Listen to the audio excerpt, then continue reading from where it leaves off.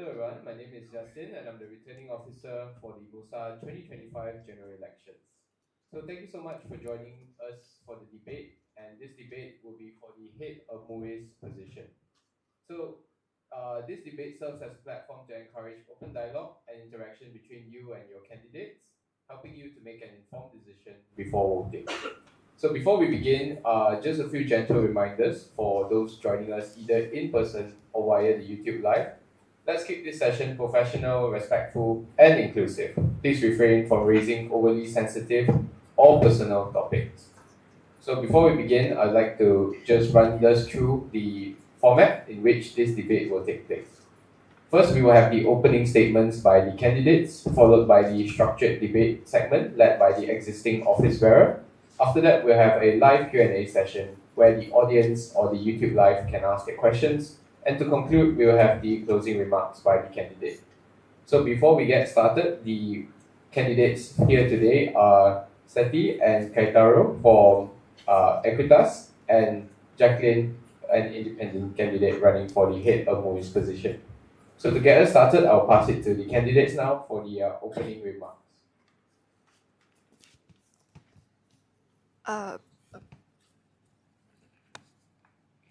Test. Is it working? Okay. Good evening, returning officer, current office bearers, our fellow candidate Jacqueline, and Monashans both here and online. My name is Nur Syahriar Sethi, and I'm from Pakistan. And I'm Gitara Jusso from Indonesia. Together, we are running for the position of Head of MUISS under a banner of Aquitas. As international students ourselves, we understand how thrilling yet challenging this journey can be. MUISS should be more than just a student association. It should be the heartbeat of our community.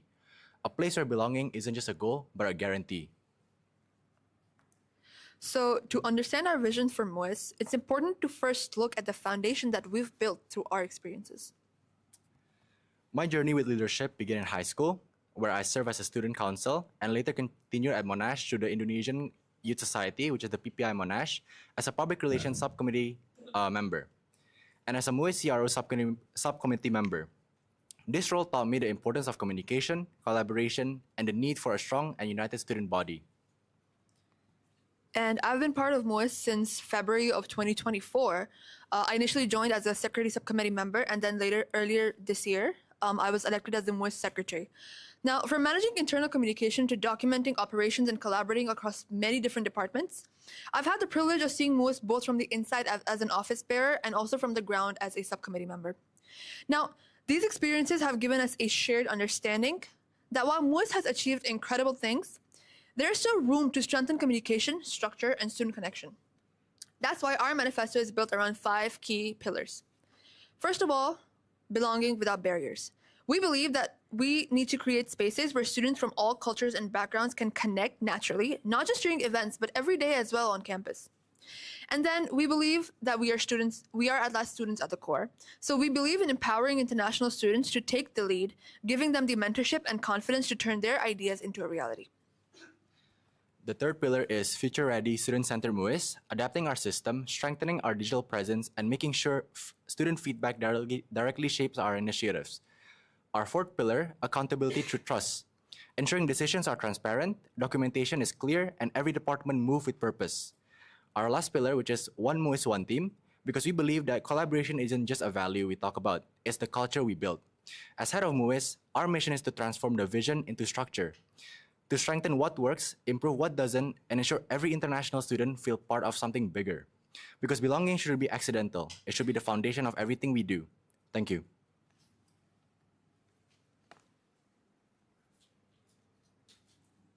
Testing. Is it working? So good evening to all my audience, returning officers, current OBs, and my candidate, Equitas. I'm Kyung Yan, also can call me Jacqueline. I'm from Hong Kong. I'm studying in human nutrition under SOMUS.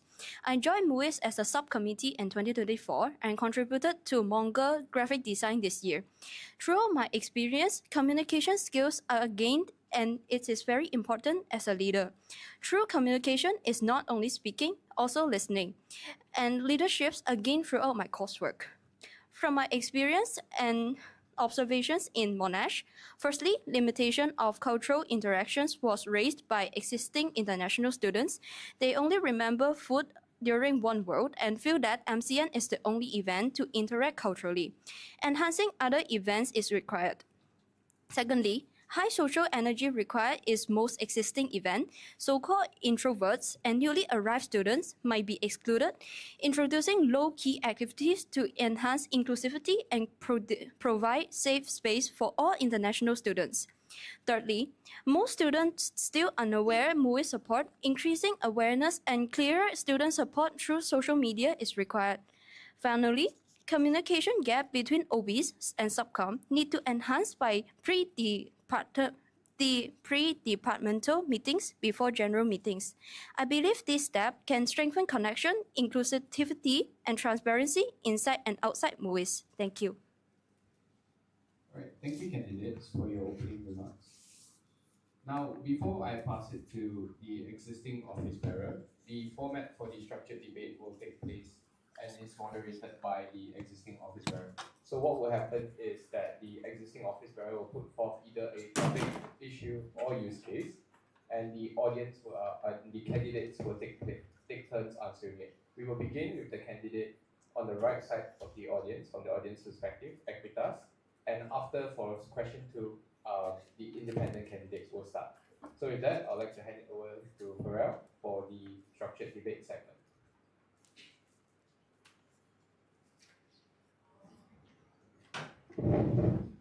Good evening, everyone, and good evening to the participants and also the candidates for this last debate session of the day.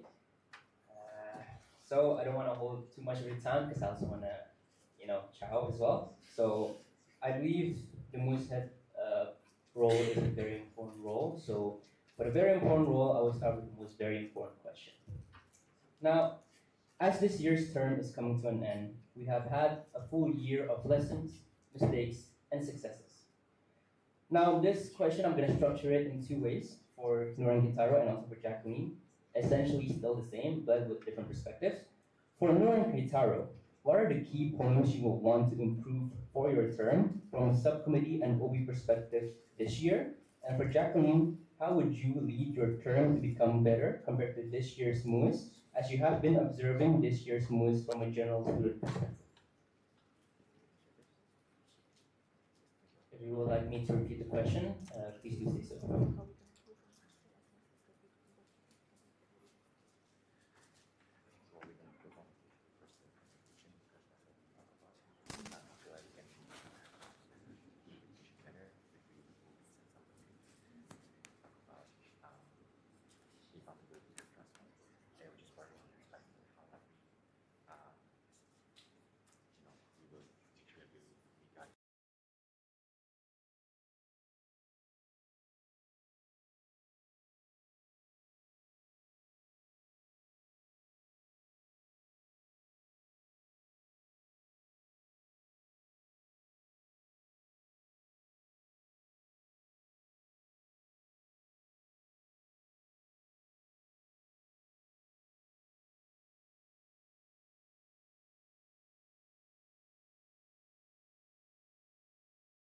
Hi, Pharrell. Thank you for your question. So, your question was to the key point that we want to do to improve. Is it? Yes, for your term, observing from a subcommittee and OB perspective this year. Okay, so from my perspective as subcommittee this year, I believe that there are certain things in which. Okay, first of all, before I begin with that, I just wanna take a chance to appreciate what you have done as a head of MUISS and what the office bearer have done as well, doing their job. So I just want to talk about my perspective as a subcommittee and what I believe we can improve on. The first main point is definitely communication among the subcommittee, office bearers, and the head. I believe that as a subcommittee, I feel like there were less communication towards us in a sense that we get to know a certain information a bit later, where I believe that some information should be also like given to us as well in a way that we can know as well and what we can do as well to help you as a head per se. So maybe improving on the communication, of course, among the office bearers and the head and the subcommittee. You want to add on? And also, one thing that I want to really emphasize on, this is something that we have also been discussing when we were discussing what we want to do going forward. Previously, there was a big segregation within MUISS where we had two different events departments. We had CRO handling half of the events, and then we have engagement handling the rest. So we want to once and for all completely remove that segregation. Instead, we want to just materialize the job scopes of every department even better, and every event we have going forward is no longer like an engagement event or a CRO event. No, it's a MUISS event. We are one big division under MUSA. We don't have further segregations anymore. So we're not going to move forward with that mindset. Even for me and Kitaro, we're not, it's for us, we won't go forward with the mindset that, oh, we're the heads. No, we are all one team. We're one MUISS. We represent one student body, and that should be our priority. And going forward, I think it's best if we keep, obviously, to a certain level of confidentiality with the subcoms as well, because there are certain things, obviously, we need to understand that we cannot completely disclose. But as much, as transparently as possible, we will be moving forward as one big team within MUISS without any segregations. Yeah. So, yeah. Okay, thank you, Farrell, and the answer from Noor and Aquitas. So, from my point of view, as an existing international student, I found out what I have talked about in the introduction. So their cultural interactions are limited, except MCN at the end, at the end of the year. Then they cannot feel any cultural interactions, and while other events such as One World are remembered only for food, despite of musical instruments and traditional games that has been included. So from my point of view, in my tenure, I wish to adding more interactive cultural activities hosted by the cultural representatives in a booked venue, such as a badminton court, instead of holding in the porch, that everyone will have the opportunity to try everything. And also from my point of view, there are a lot of students which are so-called introverts, as I mentioned. They are very excluded from the events such as GLOW or MUISS Olympics. So providing and introducing low-key activities such as a key or coffee sessions with MUISS, which is also one of the suggestions of current MUISS subcom. And she told me it will be a better opportunity for introverts to join inside and include all of them to enhance the inclusivity. And also, it also creates a safe space for international students to share all of their concerns. And most of the international students remain unaware of MUISS support and student life services. It would be good to giving out goodie bags gives away, which is adapted from current welfare and women department, and clear pin resources or visa or banking support, etc. And an open Google form for complaints, particularly discrimination, on MUISS Instagram Linktree. And so far, I have seen a little bit disconnection still between OBs and subcommittees, which can be communicate well, much better, I would say. For example, having pre-departmental meetings among them, and having, before everything starts, subcom recruited should have a short meeting with the OBs to understand their work and where the documents are parked and how to use them. That's all from me. All right, do each candidate have a question for each other? Okay, thank you, Jacqueline, for your response. I just want to ask, because I noticed that you... okay, let me start this way. What initiatives that MUISS already has in place, what initiatives are you familiar with, apart from the events you mentioned? I know you mentioned MCN, I know you mentioned GLOW, but these are just major engagement events. Beyond that, how familiar are you with the initiatives that we have in place already? Can you name any for me, please? For example, Okay, I'm going to just give you one example of this. For example, you mentioned that there should be a Google form in place where students can come and report back to us about like different things, right? Like feedback on discrimination or so on and so forth. Okay, I would like to tell you that feedback form is already in place. We already have a very big, something that I also brought to the table this year was, as secretary, was that after every single event that we have, regardless of what happens, we send out a mass feedback form to everybody who attended or didn't attend that event. Every registration, every email we have in our database, we do send these feedback forms to these events, and we do get feedback back for them, right? So this is something we already have in place. This is something you mentioned, and we do act upon it. I'll give you another example. Our contacts are readily available for anyone. They can contact us at any time. A lot of instances, I think Farrell and Ibrahim can also attest for this, is that we have students calling us to even ask us about visa-related issues. Like, for instance, let's say we had a student recently at the start of the semester who asked us about a certain immigration issue. A lot of the times, when it comes to this stuff, we can't directly help them, but at this point, we know who to redirect them to. So we redirected them to the ISP contacts that we needed to redirect them to, because obviously, sometimes these matters are very sensitive, right? And we as students cannot directly interfere. That is not our place to interfere. So like these are 2-3 things that we already have in place. What further do you know that is already in place? So far, for example, for DMs in the social media, for example, I will be the one who are willing to going to contact you guys, which I have already done before.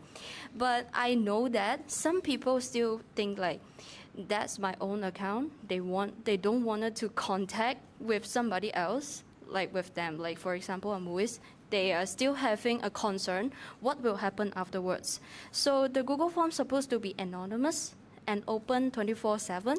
And despite from that, I knew that there are feedback forms for each event, but the Google form I have just mentioned are mainly on their concerns. And mostly some of the students who are not really active on Instagram and having another app instead, they have no like an official channel for them to directly attach with you guys. This is the right after problem. And it should be having, and I have already searched on the link tree on MUISS Instagram official page, and I still like, maybe for me, I still cannot find the form that can on what they can complain or like share what's their concerns in their real life. For example, for me, I cannot find anyone to help me during my visa renewal last time.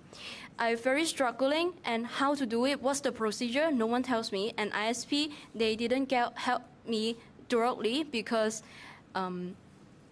some issues with me and all those things.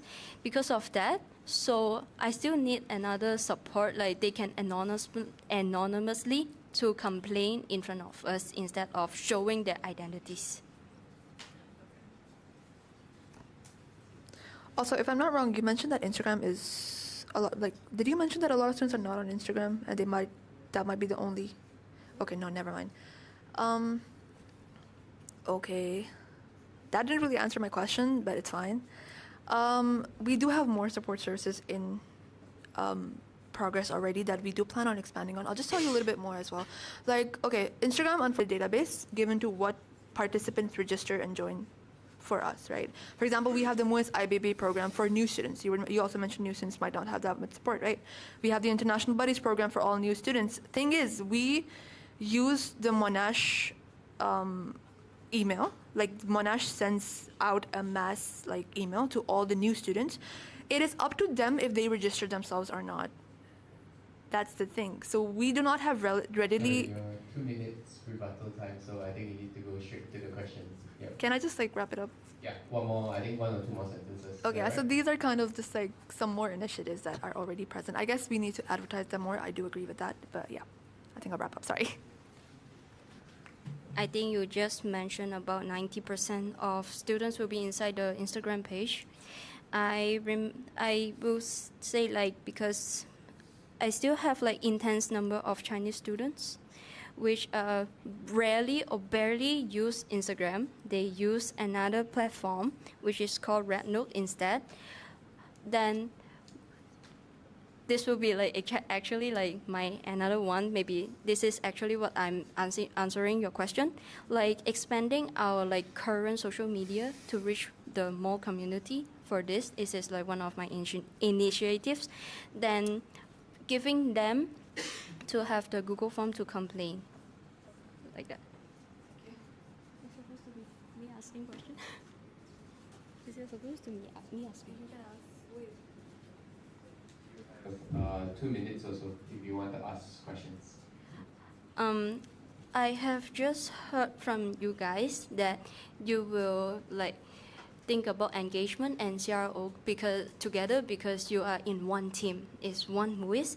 Then how would you do to make sure you are in one team? Because engagement is still a department and CRO is still a department. What's your strategy to make sure they are doing their own job but have the result of a one team thingy?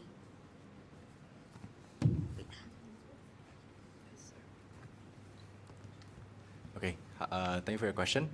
I do believe that, yes, engagement and CRO are different departments on their own.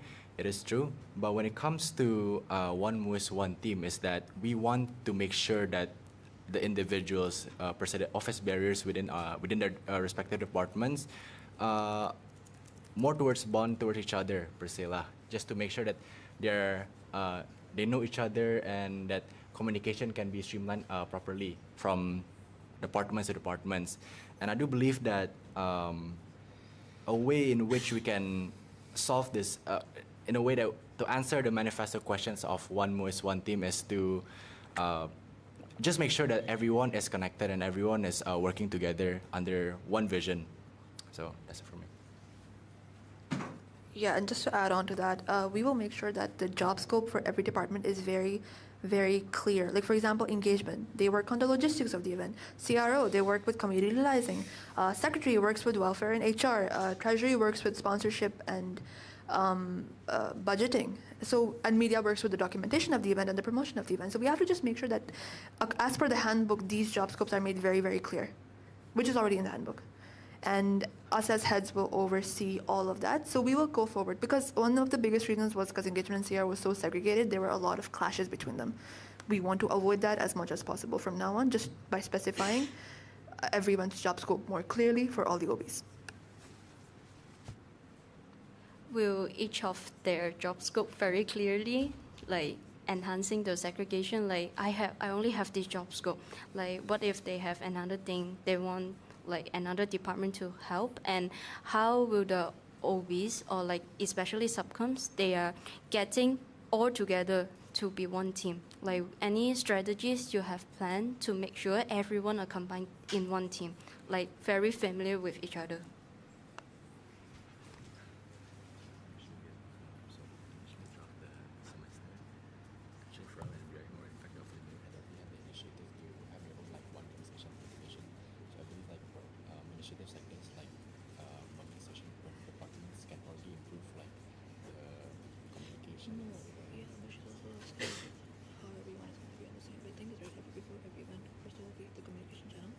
We segregate by event, right?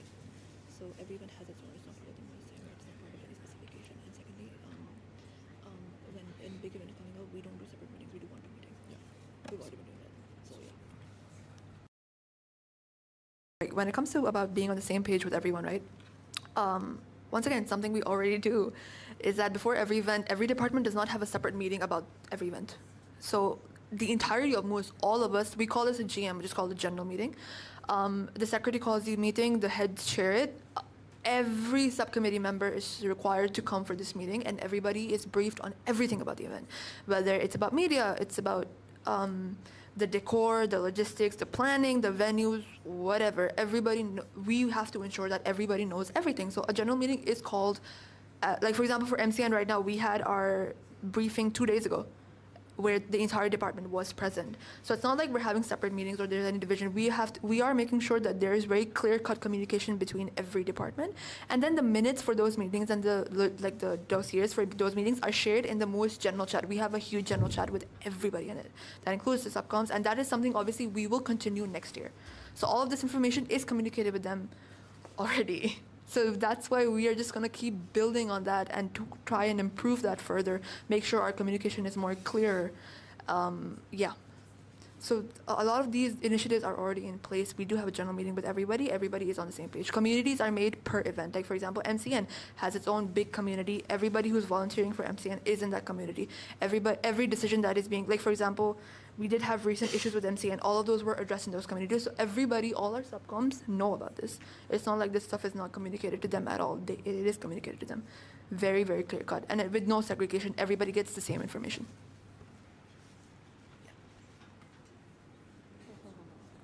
Done?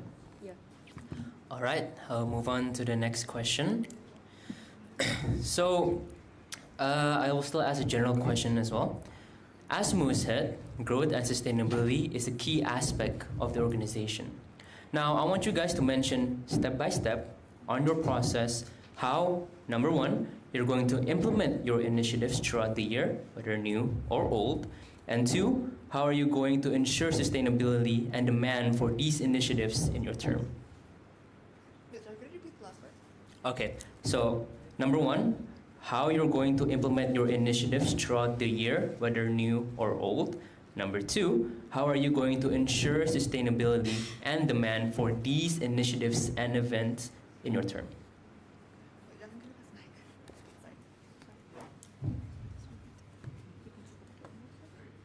It should be Jacqueline who starts. Oh, Yeah. sorry. My bad.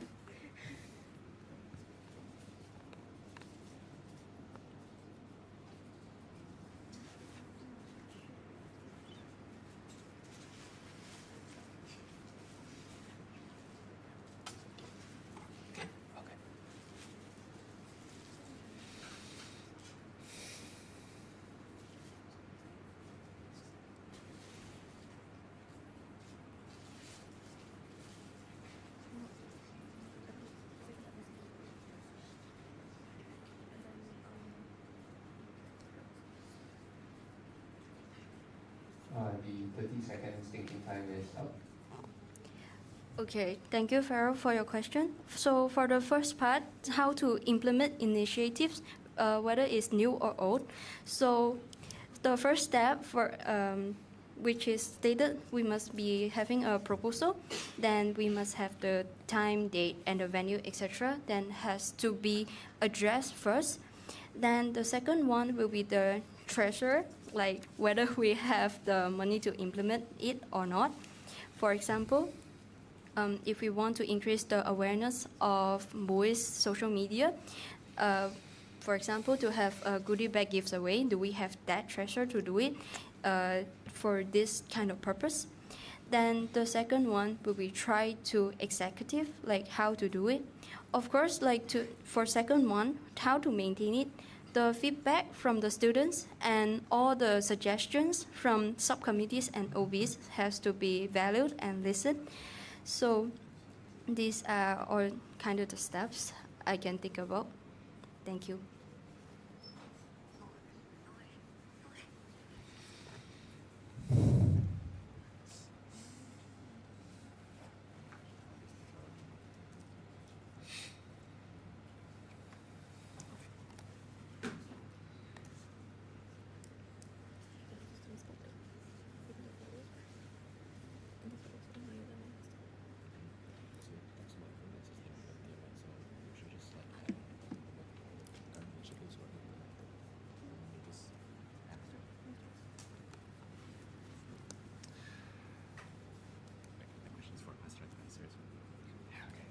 Okay, hi. Thank you for your question, Pharrell. So when it comes to growth and sustainability to MUISS, as a subcommittee in MUISS itself, I do see that there were initiatives that has already been implemented from the earlier stage by the office barriers. Such initiatives such as like the student feedback or maybe the purse. Yeah. So these initiatives are really good, and in a way that it can help us understand and make sure that feedbacks are being heard and being listened to. However, when it comes to growth and sustainability, we do also want to implement new initiatives. One of which is the MUISS town halls, which is in our constitution, if I'm not wrong. So what this means is that MUISS will have their own, per se, like MSc kind of meeting, in a way where community CRs or subcommittees can say their concerns in case they have one, or maybe just give us an update. Even students, international students. So I believe that this town halls has not been addressed yet. This not been implemented this particular period. So yeah. And additional to that, we also want to add more initiatives such as the language buddies program. In a way, like we do understand that there's a lot of international students, especially from China, Japan, Indonesia, and we do also understand that these international students have language issue per se. So one of the initiatives that we believe can be helpful in terms of growth is to pair the student who want to improve their English with peers fluent to it. So in a way that it can help this new international students being able to communicate and just mix around with the environment, school environment. That's my answer for your question. All right. Do you guys have any follow-up questions for each other?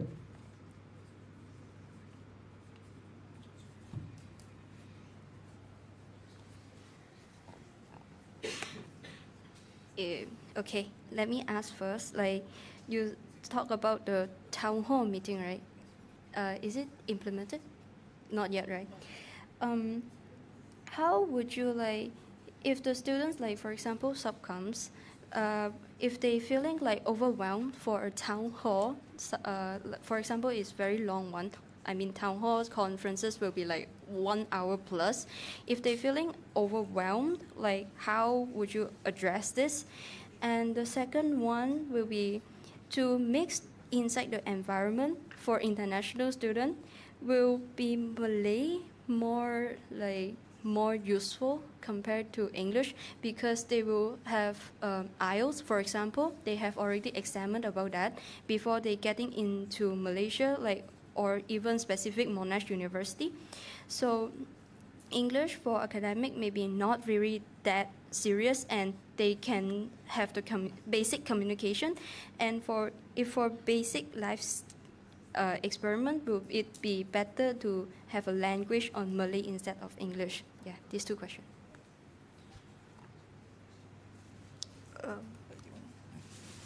Okay. Wait, okay, I'll address the Malay part first. Okay, one thing I will say that English is the primary language of communication on campus.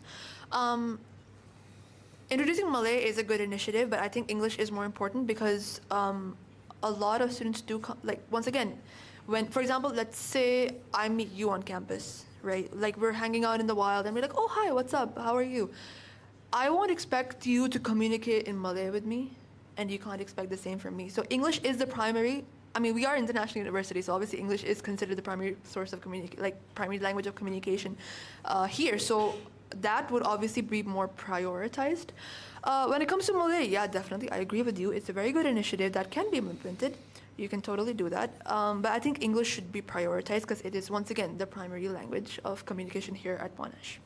Yeah, and could you repeat the first part of your question again? Can I answer that question? Yeah. Okay. So to address your questions regarding the town hall, I do understand that a big meeting could be very tiring in a way, especially when you have like 50 students having a meeting all at once. It can last probably more than 2 hours because I've been there myself as well. But I do believe that meetings like this are important to address issues, or perhaps if anyone has issues, the international students or the committee or the communities. And yeah, so I just do believe that big meetings like this is important. And yeah, we'll only have this kind of meeting like once a semester. 2 if there is an emergency that is needed to be addressed. So yeah. Yeah, I'll add on a little to that. Once again, as you mentioned, we are going to be having these once a semester. They're going to be open to all international students to join. Like, for example, like we have the MSc for MUSA, where anybody can join on the live stream. It also addresses the point of, like, because most ideally, these town halls will also be live streamed on YouTube, but they will also be in person. So that also opens up another platform where students can access information from and like also give their feedback. It's going to be another open air communication system for students where they can give their feedback as well. And when it comes to the overwhelm part, I mean, once again, we are planning on doing it once a semester, and the date will be decided at least or announced at least 2 weeks in advance. So that gives us plenty of time to kind of clear up our schedules. I mean, it's kind of weird, like, you're informed of something 2 weeks in advance, and you're like, on the day, you're like, oh my God, I feel so overwhelmed. I'm like, bro, you were told 2 weeks in advance. Come on. It's okay. It's part of the work. It's part of the job. It's what you signed up for. So, yeah. The first one, very good answer. And I only want for second one.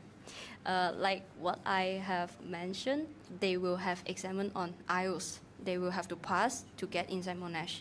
Will be like, so in terms of basic life outside, if the Grab driver calls you, you cannot communicate with them, or at anything else, they fail to use Malay and their English, both of them, not very good. Will it be like a communicatable Malay will be better? Because except from MPU already have Malay, but still people cannot catch it up because they lack of actual communication.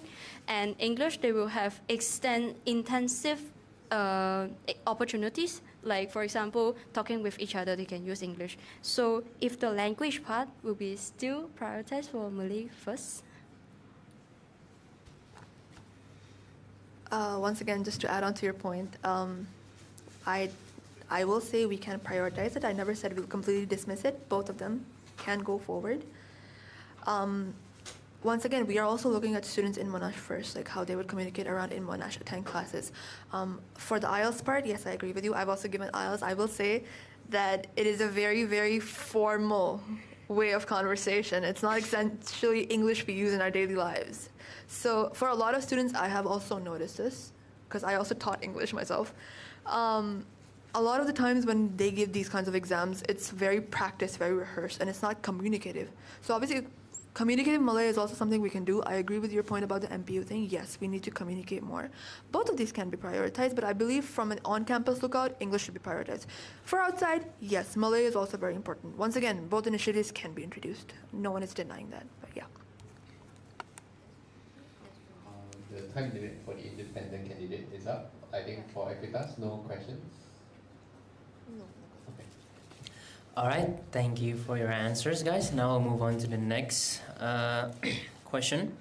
So one of MUIS's core mission is to create a supportive and inclusive platform for international students. Now, as you may know, MUIS's main platform continues to be Instagram, the MUSA website, and our ongoing events. Other platforms include our Linktree, which is still inactive or not updated, and our growing YouTube channel, in which we have only fully established from this year. Now, could you explain to me in greater detail on how are you planning to uphold this set mission with our current platforms in mind? If you would like me to repeat the question, please do so. The mission part, could you repeat that? What exactly you mean by that? I just repeat the whole thing. Yeah, it's okay. Okay. So one of MUIS's core mission is to create a supportive and inclusive platform for international students. Now, as you may know, MUIS's main platform continues to be Instagram, MUSA website, and our ongoing events. Other platforms include our Linktree, which is still inactive or not updated, and our growing YouTube channel, which we have only started to be more active this year. Now, could you explain to me in greater detail, how are you planning to uphold this mission with our current platforms in mind?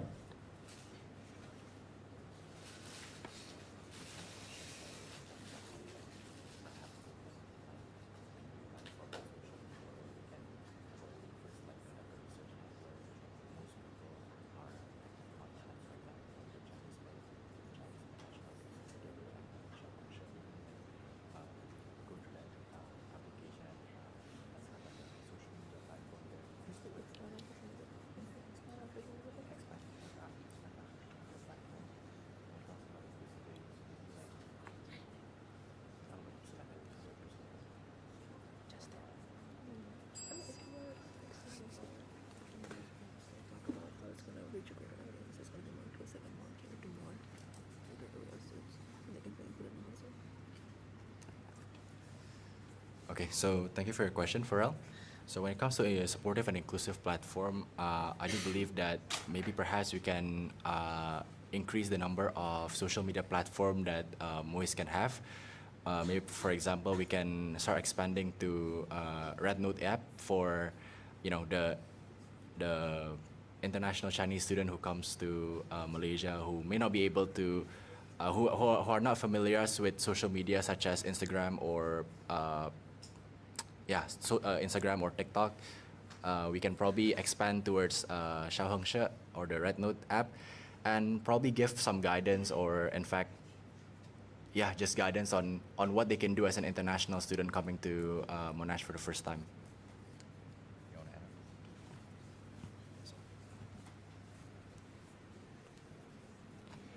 Okay, firstly, it has to be increased the awareness of the social media first. So real engagement will come from a useful content, like for example, guide events, updates, and student voice. Then the focus will be on the keeping on the page informative and relative, especially on Instagram first. And I will say a goodie bag giveaway will be one of the best hook to increasing the awareness of our social media among all the students in Monash. I'm one of the example that I will never know there is a woman society or clubs in MUSA until they have the goodie bag giveaway. After I follow their social media, I can follow and choose what to register events held by them. So it would be a very good idea adapted from them. And secondly, because we have an intense number of Chinese students in Monash, and some Malaysian Chinese are also using Red Notes mostly, and they barely use Instagram, as I mentioned, while other social media like TikTok or Snapchat will still be the targeted audience we have now instead of widening the whole community. I know MUISS also use Facebook to update informed targeted population is mostly graduated Monashians, and expanding the platform use to most of the students is also important. Instagram will still remain as the main channel, but diversification ensure no one is left out. And also, if for students not really active online, we can combine online and offline outreach, like poster on campus, quick info slips at events, and direct engagement through country representatives. For example, there are some boards outside of the classroom. Lots of the students will stand outside the classroom to wait for the class, and as an example, also me, when I saw a poster on the board, and it will be interesting enough, then I will be willing to scan the QR code on register on it. And for the link tree, of course, this is one of the communication with the student and the informative part of the social media. And on the other hand, YouTube, this will be an extensive workload for media. So this one will have a further plan for the YouTube, and will have further plan furthermore. Do you guys have any follow-up questions for each other? I don't have any questions. I just have a bit of a statement that I want to add on. Okay. Okay, a lot of the points you mentioned, I once again will emphasize on this again, is that a lot of this also depends on your exposure on campus. Once again, Instagram is not our only source of communication. We, for example, you mentioned the women's officers, right? How they give out goodie bags, so that's how you became familiar with their social medias. Well, MUISS does that too. That's the thing. We have, for example, right now we're promoting MCN. We have booths outside. We give out goodies to promote our event. The booth is in the foyer. If you want to take a look, it's actually set up right now as well, if you want to go take a look after this. But during orientation throughout the week, MUISS has a major booth set up either in the foyer. It's in the foyer or the car porch. And over there also we have a bunch of games that students can come and engage in. We have our events, for example, we have Jom KL and International Game Night advertised there physically as well. And we are actively, whoever is on duty at the booth at that time is actively going out and promoting the event physically. We are literally going up to students with the event. Oh, scan the QR, come join our event. So it's not like we are not trying our level best to engage students as much as we possibly can by providing every single form of exposure we can think of on campus. Obviously beyond campus, apart from online exposure, I mean, we can't just like show up at Nada and be like, oh, hi, guys, we're having an event, everybody sign up. So yeah, I will say that we do have this exposure as well. And once again, yes, we can improve it, but it's not like it doesn't exist at all. Yeah, and we do give out goodies and stuff as well. So come by our booth, guys. Of course, I also visited your booth for 2 times. I also sit there with a subcom to accompany with her during the semester break. And this is on the off-campus. That's why I have sticking the board on there, like having the poster outside. When people get interested, I will scan. And this is, I'm one of the example, and I wanted to do that. And I didn't realize you guys have done goodie bags because I cannot exposure for it. I cannot see you guys like what welfare have done because at welfare is very obvious. Everyone is having a star clip or a paper bag they're bringing overall. Then maybe MUISS can do it more, then more people will notice this. Then this is what is my initiative for what I said just now. Yeah, that's it. Do you have follow-up questions to that? None? Okay. Yeah, we'll be granting an extension until 10 p.m. Okay. Yeah. I already expected it. All right. Following up to that question, actually, for both candidates as well. So you've mentioned the introduction of this new social media platform, RedNote, but do keep in mind that more platforms would require more work from our side, while also keeping in mind the media's already existing deadline and team. Now, if you do go on with this, explain how you're going to work with the media team to promote a more inclusive environment with these platforms, and what do you plan to do with the already existing platforms such as the inactive Linktree, the still growing YouTube channel that we have, and our own section in the MUSA website?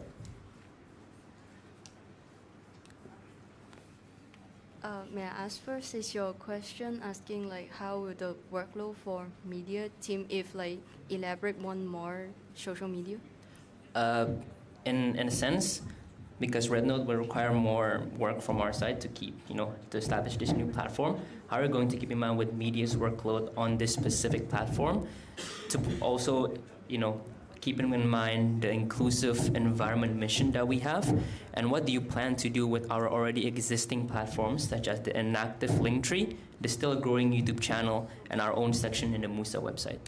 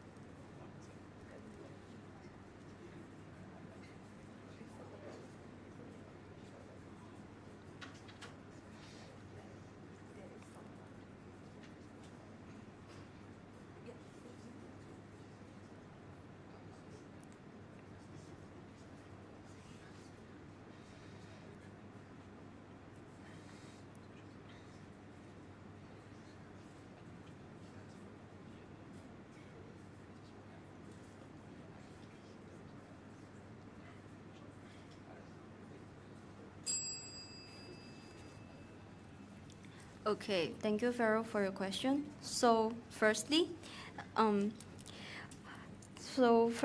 the website, I have searched like Monash University International Student Services.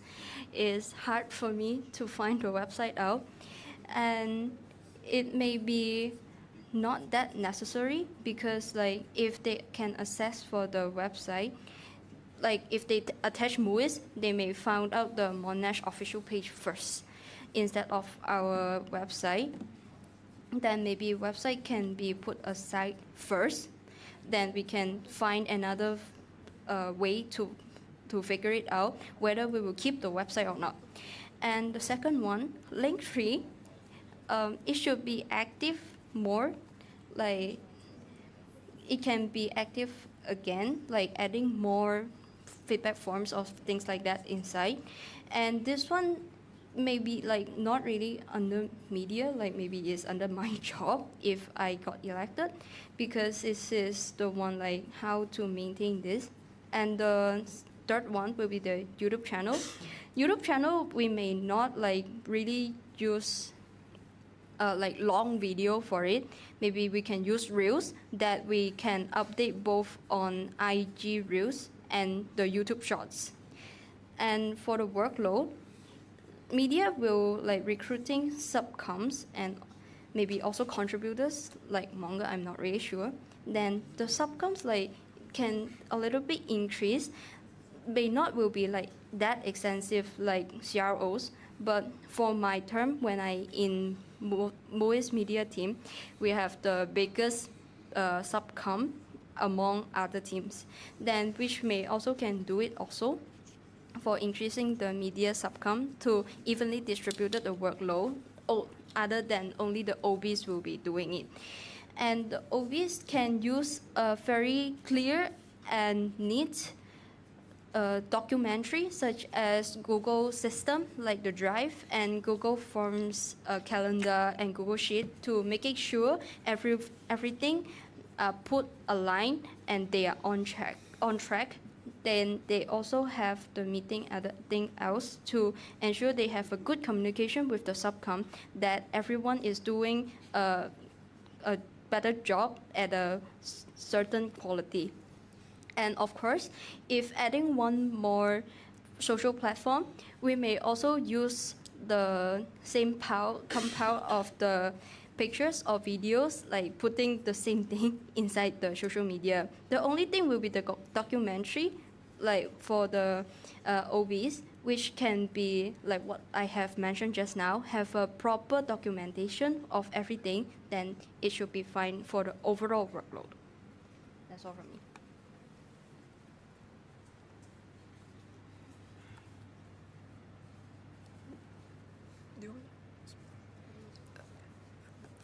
Is it on? Okay, it's on. Okay, for us, obviously the exact nitty-gritty details of how these social media's channels will be managed is obviously up to our media team, how they want to do it. But one thing that we will ensure is that there's consistency across all platforms. The type of content and the information that we are sharing is going to be the same and consistent, whether we post it via YouTube Shorts or Instagram Reels or Rednote or TikTok or Twitter, whatever. We will make sure that that information is consistent throughout, regardless. And mostly it is in the form of short-form content. But once again, the exact nitty-gritty details is up to our media team about how they want to handle it and how they will manage their workload. Yeah. Yeah, so we just want to ensure that like the necessary information of MUISS or an event that is hosted by MUISS is being shown and is being known by people who are actively online. So that's about it. That's it. All right. Any more follow-up questions for both of you? No? Okay. I will now move on to the next question. I was asked this question last year in my debate, and I will ask the same question today. For all events and initiatives that MUISS will host throughout the year, what is, as the heads of MUISS, your number one importance or value that you will always consider or prioritize in those programs? Could you elaborate? Okay, so all events and initiatives that you will do throughout the year, what is the one thing that you will always keep in mind on wanting to do those events and initiatives? A value perhaps, or an importance that to guide you through those events or to guide you through the process of making those initiatives?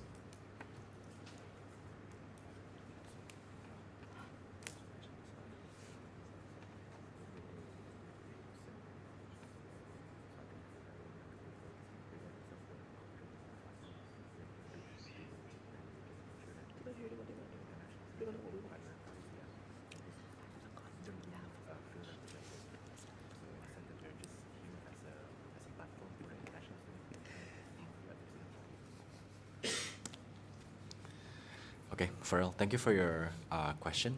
So one of a good value which we will implement is that as MUISS, we want the international student to be heard, to be respected and to be represented in the student organization. So I do believe that no matter what will happen in the future, if conflict were to arise, we have to know that at the end of the day, we are here to serve them as an international student. We are here as a platform for them to be able to get heard not only by the student body in MUSA, but also by Monash as well. And so,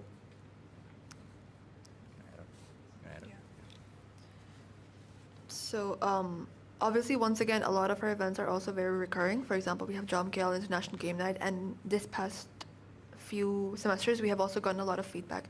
So when we are planning, or when we are planning to like introduce an initiative, we will obviously also consider what we got in that feedback, because that is what the students wanted, regardless of what we want or how we feel about a certain event or a certain, let's say, if you want to do like a cultural celebration, regardless of what our beliefs on it are, we have to prioritize what the student body needs or what they would want or what they have requested us to do.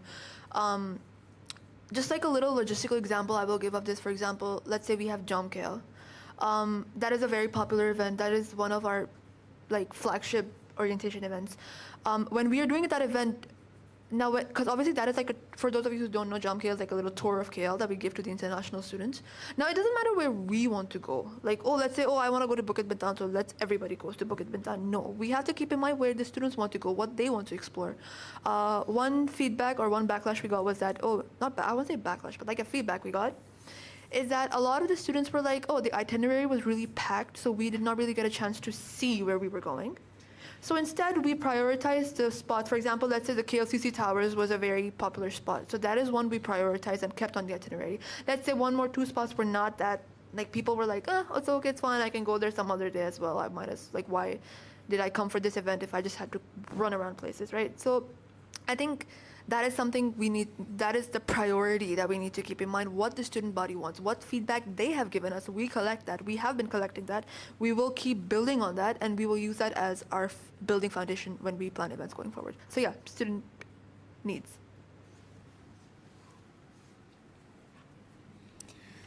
Thank you. The question from Farrell and a great answer from you guys. So from my point of view, of course, MUISS is always, student is the core of MUISS, is the heart of us.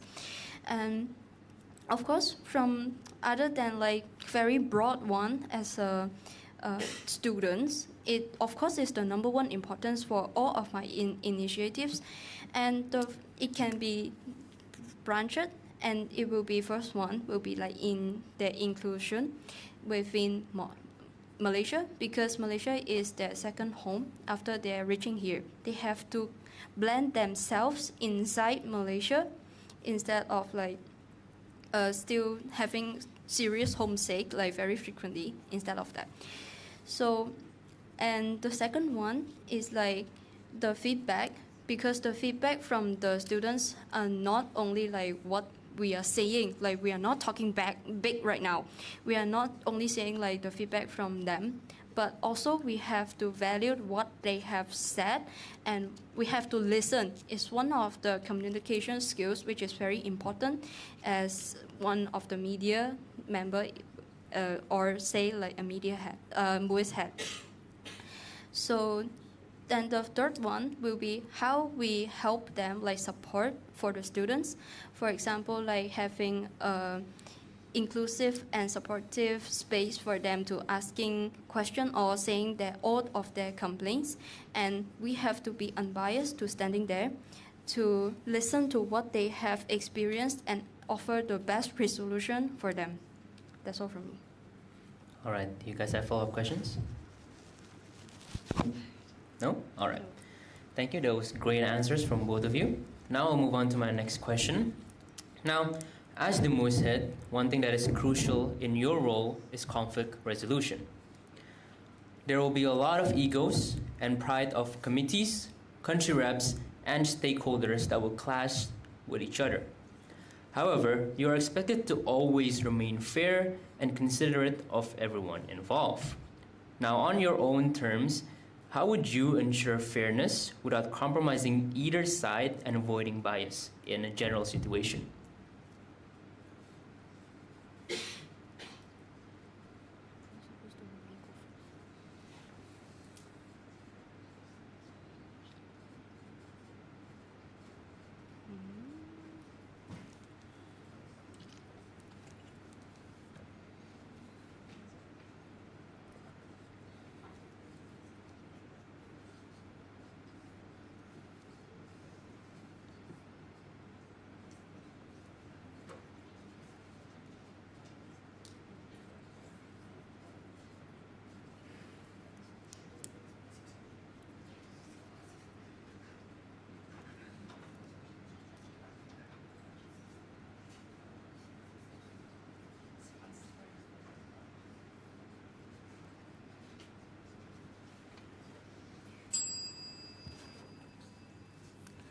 Okay, from me firstly. So disagreement and conflicts are very normal among like if inside a big team of people. So firstly, so listening to both sides of the root cause, like what they cause the conflict, what happened to them, and the background story, of course, like what happened to them, like what happened, is it any event they want to have A, but another group want to have B. As Okay, it's so sorry to say that. As an independent and minority community MUISS head, it is easier to achieve an unbiased floor to face the conflict. I will try to see like whether the best resolution for that can achieve everyone's needs, and the final decision will be made transparently and clear communication to maintain the trust between whatever like country's representatives, OBs, subcoms, and all the students' bodies. We have to maintain all the trust because like the transparency is here. So if the consensus is impossible, the whole communication will be transparent for everyone to see, and it can be open for others to see if there are better resolution, because I'm not actually the head, I'm just like one of the team in the MUISS, so I will need to also listen from others' point of view, like what happened, to have another resolution and try to achieve everyone needs are met.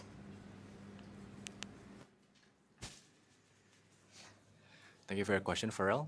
So when it comes to conflict resolution, I truly understand that conflict is something that is inevitable, is something that will happen regardless of whatever position we are in or whoever the community or the stakeholders are. So in this type of situation, I would the best way to address conflict is by, of course, de-escalating the situation first by having an open and private discussion with the respective individuals or maybe the stakeholders, just making sure that they're being heard and understand. So maybe if the issue persists, I would perhaps facilitate a joint meeting with a neutral third party, like maybe the MUSA president, making sure that our role as a mediator is being reflected. So if a resolution is reached, I would make sure that the secretary notes down the key agreements just to ensure that a clear note is being recorded and hold everyone accountable. So, you want to add on? Yeah. And when it comes to the part about being biased, I will say that once you join MUISS, one thing you need to keep in mind is that you're joining a professional environment. You can't, like, one more thing I will say is that obviously I understand a lot of us are friends. Like, we all know each other, we all hang out outside of, outside of MUISS, we're like chill like that. But when it comes to MUISS, when it comes to our work, we really, really need to set that professional boundary with someone. And when you go into a meeting or when you go into a conflict resolution meeting like this, you can't think in the way, you have to think with a very clear head and a very open mind about what would benefit both parties. Not about like, oh, what would benefit my friend more because they asked me to. No, we can't do that, right? So we really need to keep that kind of an open mind when going into meetings like this, because once again, I will say, if you don't understand the difference between that, like keeping that professional boundary and like just like leaning towards your friends more just because it benefits you and your friendships more, then I'm sorry, you're not fit enough to be in this role. So yeah, you really need to keep that boundary very, very straightforward. And you have to come in like this from the start. Yeah. Do you have any follow-up questions? I only have one. It's like, what if you two are not in the same place? Not at the same page. Yeah, you two are not at the same page towards the conflict. Like, any strategies you guys will have for that? So yeah, of course, disagreements will always be there within the community itself. I believe, again, it's something that is inevitable. Conflict may arise within the committee, but I do believe that in order to solve this issue is by making sure that we all have the same understanding. Like, let's say me and Noor have the same understanding, even if we have a slight, change or slight difference in the way we see things, we have to make sure that we are on the same ground, in a sense that we have a clear view of what we want to do and a clear way on how we want to handle this type of conflict lah. So first thing is for us heads and the OB to be on the same page when it comes to issues and when it comes to addressing a problem. And yeah, perhaps. Yeah, one thing I will add about your question, at the end of the day, one more thing that we obviously know, something we will always consider, is that it's not me or Kitaro. It's me and Kitaro. Both of us have to have a unanimous front in front of everybody else. It can't be like, oh, I said something and he said something and then it just went into a mess. No, when we, obviously, once again, there might be times when we both disagree on something. I know that Ibrahim and Farah also disagree on a lot of things, but once again, that never gets to us. They handle it out. They like hash it up between themselves on their private chats or on their calls. I don't know how they do it because I don't know, right? They never brought it to us. So that is something that also we will do, is that if we have a conflict or if we have a problem between ourselves, like if there's something that we disagree on, then we will need to find a middle ground that satisfies both of us. We won't compromise on our decisions, obviously, but we will make a compromise enough that it satisfies both of us. So once again, we have to present ourselves as a united front. We can't be, for example, let's say there's something going on in the MUISS chat and we're disagreeing on it. We can't just openly disagree with each other on the MUISS chat. That's like, why would you do that? So yeah, we have to like, we both clear cut know that we are a united front. It's not me or him, it's me and him. So yeah. I don't have questions. No, like the mics would be the other side. The next one. Oh, okay. I'm sorry. All right, no more follow-up questions? Got it. Now I will ask my last question, and it is going to be the longest question of the night. So if you would like me to pause along the way or repeat some of the words, please do so. I'll try to slow it down as best as I can, okay? All right, I'm gonna give you a case-based scenario. Let's say you have been planning an event for months on end, and you have prepared everything from your end and the external party side way before the date. However, a troubling issue arises from the university side as they require more time to process every document carefully. In turn, involved stakeholders such as sponsors, participants, etc. have become impatient and are constantly asking for confirmation of details. As the event date is getting closer and closer, explain to me in detail how, number one, you're going to reassure every stakeholder involved with their interests and time in mind. Number two, communicate with the university on the urgency of the matter. And number three, make sure other MUISS events are not interrupted in their dates, deadlines, and importance. Can you specify the 3 questions? Okay, I'll repeat the 3 questions again. No worries, no worries. Number one, how are you going to reassure every stakeholder involved with their interests and time in mind? Number two, communicate with the university on the urgency of the matter. And number three, make sure other MUISS events are not interrupted in their dates, deadlines, and importance.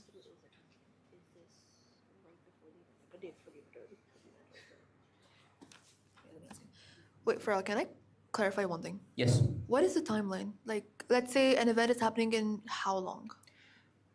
How long as in the event 2 itself? days, 1 week, a Oh, month? let's say 1 day, but you have also few more upcoming events after that event itself, which relates to my my third question.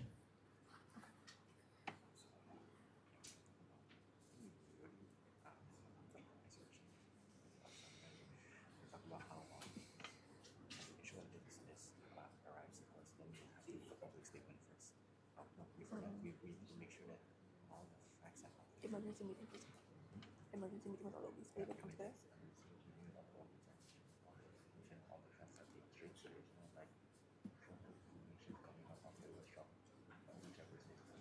Yeah. So in that moment, we discuss everyone, we hash everything out, and be like, okay, guys, this happened. What do we do now? With a very calm, very open, quiet, not like panic.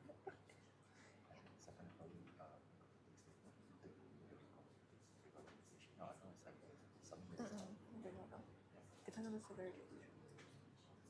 Like for in the case of MCMS, we have to make a very quick statement because it's confirmed as candidate. But so first of all, we will have to identify where the travel exactly is coming from. Is it with the vendor? Is it with the community? Is it with us? Right? So we need to communicate with them first to kind of hash out the issue first.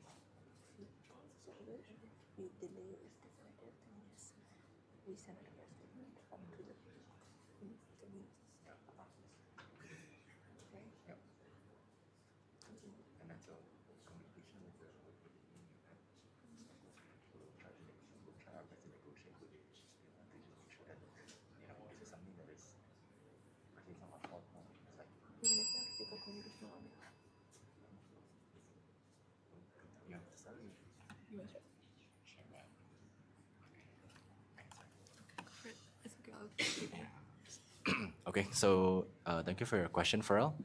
So, okay. To answer your question, right, regarding an issue that might happen regarding a delay. So I think the best way for us as head is to just make sure that we'll definitely host an emergency meeting first with all the ESCO or the office barriers, and just make sure that all the information and all the facts are being is all true. There is no more like additional information that might be crucial in a good way or in a bad way. So I think first to just make sure that the team is known about the problem that is happening, and yeah, just make sure that all the facts are being straightened within the team. And secondly, we have to know the severity of the problem as well. If it's like a stakeholder problems, or maybe it's within the communities, or maybe perhaps it's within the Monash University itself, in a sense like student life or etc. So yeah, based on that, we will make a strategy in a way that like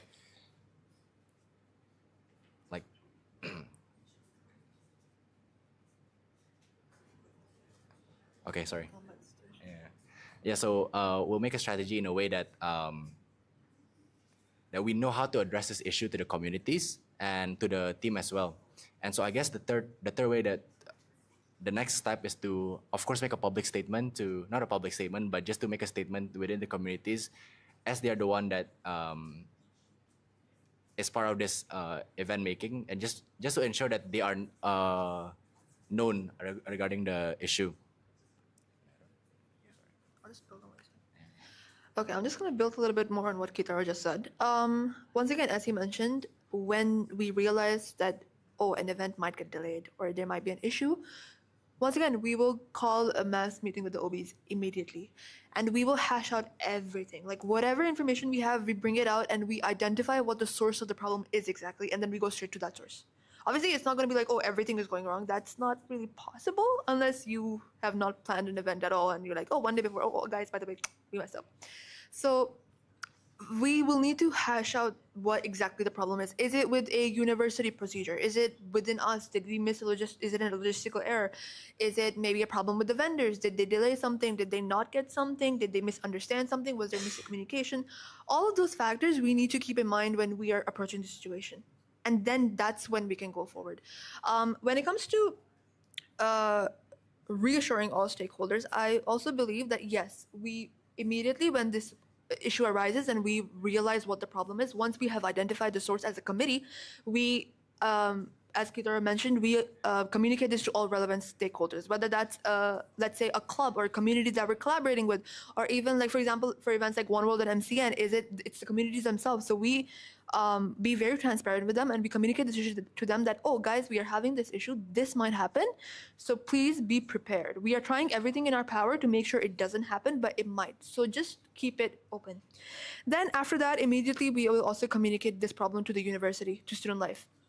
And see how they can do we need them to communicate the matter further directly, maybe liaise with the vendors, or let's say, once again, if it's an event like MCN, do we need the Student Life to directly liaise with the vendors instead of us? Perhaps they would be able to sort the situation better, as they are seniors. So we need to consider all of that in mind. If it's a budget issue, we immediately contact the FDs, we contact the MUSA president, like, we have this problem, how do we fix it? So we bring all relevant stakeholders into the mix. Last minute resort, if we have to delay the event, well, first of all, I don't really believe that we should have events that are major events coming very close to each other. There might be an exception or two, so maybe we can work around those dates. But I don't believe we would ever really get into a situation where any event might clash, to be very honest. Maybe JOMKL and IGN, yeah, there might be a chance, but I don't believe those two events might ever really clash. Maybe we'll have to move them a weekend over or a weekend after, That is doable. For events like MCN, once again, those are priority events. We don't have anything next week necessarily planned after MCN. So like once again, how we also plan our timeline from the very beginning can also really, really help kind of sort out or deal with such delays. Like we need to have this contingency from the beginning. We should have at least, like for example, for One World, for example, we need to have at least 2 weeks up and down clear, because we don't want it clashing with any other event, right? So we need to plan that from the very beginning. I think it's going to be it's a sign of very poor planning if you have 2 major events coming up back to back and you're like, oh, we messed up the first one, what do we do about the second one? So yeah, it also really depends on how you plan and hash out that timeline. So yeah, and as a last resort, if we really, really, really have to, like we see no other option out, once again, very last resort, then only do we communicate this to the student body. Yeah. Okay, thank you, Farrell, for your question. So, firstly, you have mentioned for how to like stakeholder, all of them have to be informed. So, firstly, for your case study for now, for example, if we have MCN, which is one of the biggest event for MUISS, it should be like start preparing from the start of the semester. If something like really happen to be like the place or the venue suddenly say no, it should or have to be delayed. The first thing, we shouldn't have been wait for a very long time for their reply. It should be like actively follow up with them first. If the situation cannot be changed, then we have to list up all the sponsorships, stakeholders, and all those people, of course, and having an urgent general meeting with all the OBs, maybe the subcoms, because they also have to know what happened and will there anything they can help, or having a suggestion inside the resolution parts. So within the meeting, they will have to check what happened to the situation, like anything happened within MUISS or outside MUISS or in the university or the venue or time or date have something happen, which is misunderstanding. So first of, like letting them know, like all the members inside MUISS know first, then have the first resolution. And after that, having the resolution, then we should have all the stakeholders, for example, MUSA or like even student life. And maybe also the person in charge of the venue and all those things. And we need to like list them up of the resolution and tell them the truest truth that what happened just now, is it our fault or things first, then communicate with them according to the list one by one, and ensure no one is left out, especially for the sponsorship. Because what if like sponsorship, we did something, they sponsor us, but we have a false, from their point of view, maybe we're having a false promise or something like that. So especially for the sponsors and the stakeholders, everyone has to be listed out and be communicated. And what our final resolution maybe will be like really asking for the student life for help, like what we should do, and we have to communicate with them, then telling them what happened. And for the students' body, the participants, we may also like have, before we have all the resolution, we may not have the public statement, but after we having that, then maybe we will have the delay, but it should not have. But we will try to figure it out the resolution first, then we will do the public statement and what will happen. If nothing happened, then maybe no need. And for how to prevent all those things happen in the future. So firstly, as we all know, before we having an event, we have to make a risk assessment. Then under that, maybe not really a risk like causing injuries or something like that, we need to list out like what may happen, and we need to plan for a plan B to be there for like if anything happen, then we have to use the plan B or C or D, E, F, G. Then for that, we have to drop down like what happened to this time, what we have done wrong, what we can do better, all the feedback and suggestion from OBs, subcoms, or even student bodies, we have to exactly what they have said, we have to value and listen. And also, if there are something like a venue thing, not inside the university, maybe we need a black and white to ensure that, oh, this is not really our fault, but what we have mistaken or we didn't check clearly, then it is also one of the mistakes that we have to drop down, then have to change afterwards in the future or in next semester or even the next term. We have to state it down. So overall, will be the plan like this. All right. Thank you so much for both of your answers. You guys are both great candidates, and I wish all of you the best of luck. I know you'll do great. Thank you, guys.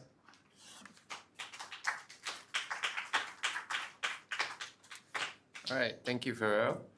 Okay, so I think right now we will proceed with the live Q&A.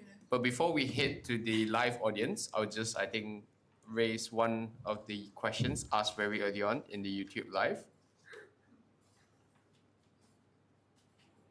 I think it was regarding the follow-up questions to Equitas, the sharing about, I think, other events, other MUISS initiatives besides MCN and Monash Glow. For Jacqueline, what other initiatives are you aware about? So do you need me What's to the repeat? question? Yes, yes. Okay, no worries. So it's from a follow-up question from earlier. Besides MCN and Monash Glow, what other MUISS initiatives are you aware about? Like what I mean? Yeah, I think it's perhaps what other initiatives does MUISS do that you are aware about? So I know that during the orientation, they will go inside the place, then they will introducing themselves, letting the student know what they are offering, support and help for them first. Then they will ask for them to have job care, those things. Then they will inviting them to join.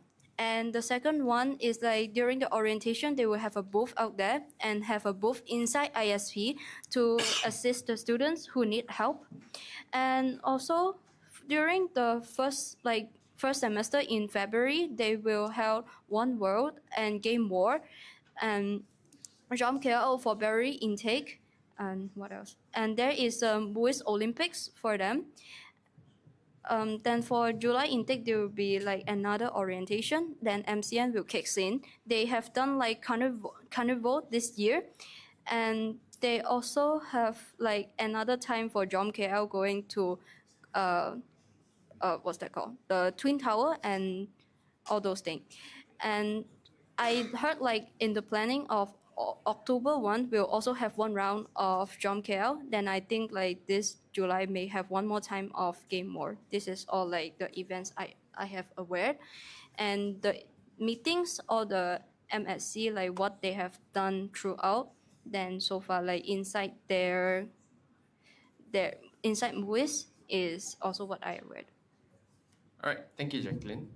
Okay, I think now I'll hand it over to the live audience. You may ask, I think we'll grant you 3 questions, right?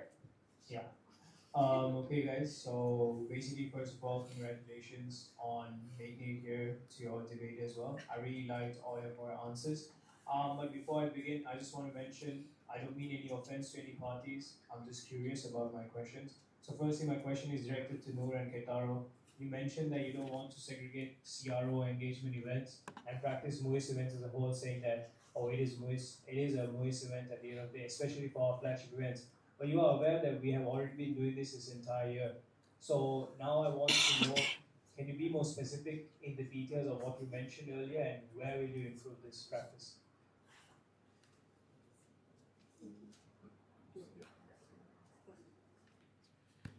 Okay, about that question, right? I will say it was implemented halfway through the year, not at the very beginning, because I do remember at the beginning the OBs were coming in with the mindset that, this is an engagement event, this is a CRO event.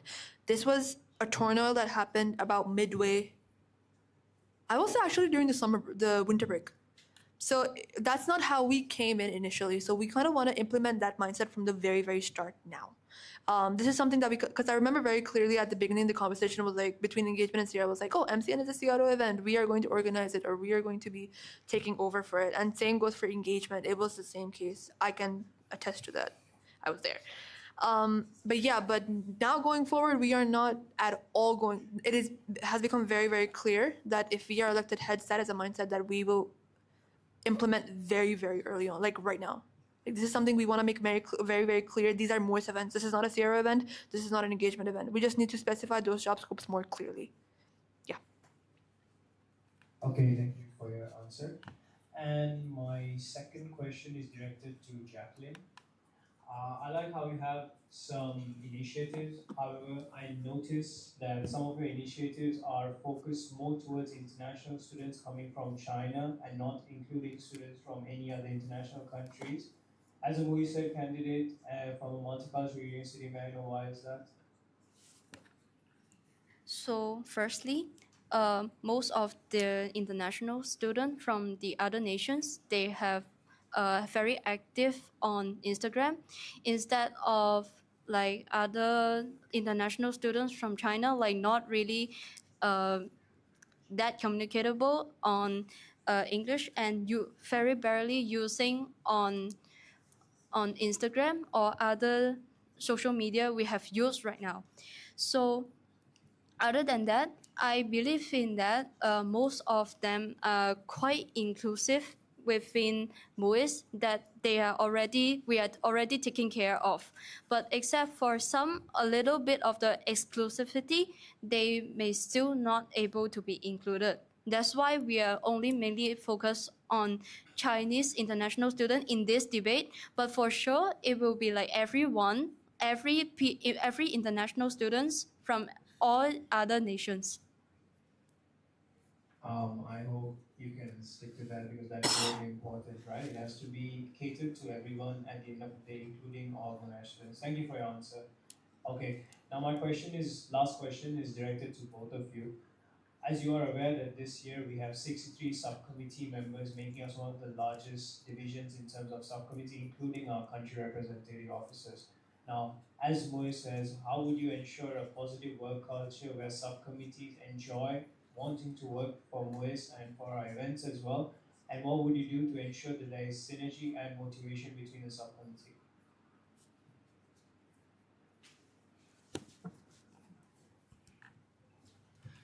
Okay, thank you for your question, Ibrahim. I think when it comes to synergy or culture, it first directed towards us as a head of MUISS. I believe as a leader or being in this position, we have to implement that kind of culture first to the team, which is the office barrier from different departments, and make sure that this very same culture and synergies are also being implemented within the division. So yes, it should first begin with us as a head to make sure, and it's between me and Noor as well actually, to have a set of a culture or synergy that we want to bring in as a head.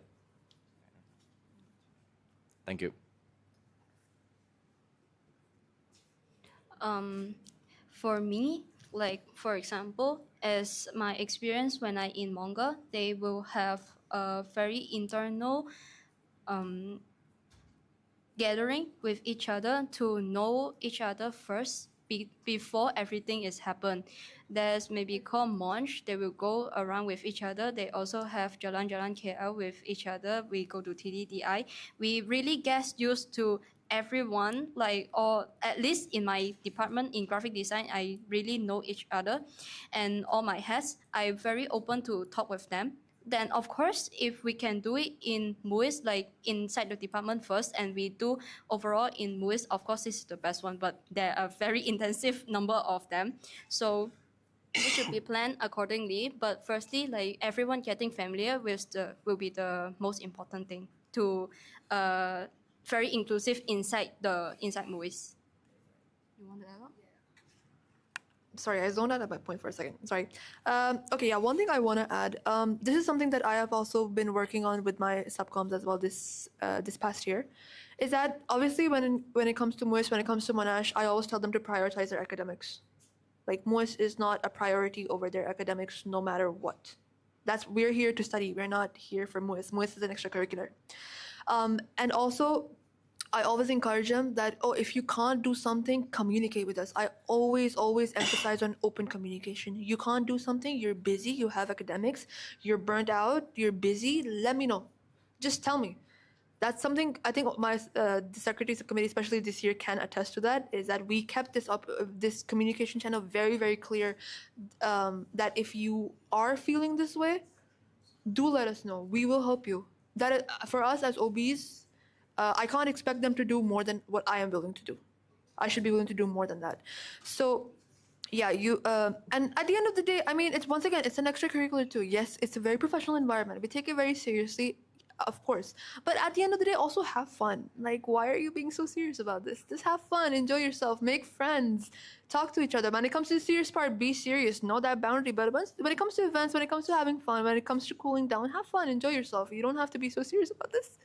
But yeah, prioritize your well-being. I will always, as heads of MUISS, we will always prioritize their well-being, their academics, and their workload over MUISS. That matters more to us.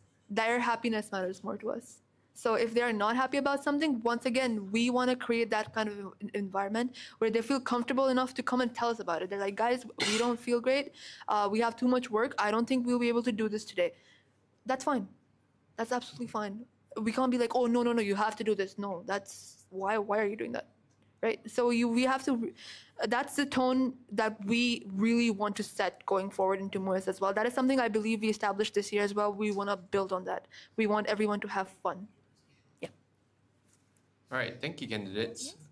So there's one online question. So it's directed to Equitas, to the rerunning candidate. How were you involved in conflict resolution within MUISS this year? So that's the first part. Could you use an incident as an example, and what would you do differently if you were elected? Okay. There were quite a few conflicts this year, I will say. I don't know if I cannot go into the details. It is confidential. Yep, I think we'll refrain from saying the name and then maybe talk about the nature of the issue. Okay, I will say one thing. There were times where I had to, when it came to a conflict, I had to choose whether I want to be a better friend or a better OB. I will say that did happen on many occasions. And when it came to our work, I had to prioritize being an OB. I had to think in a way that, oh, how would this benefit us as a team?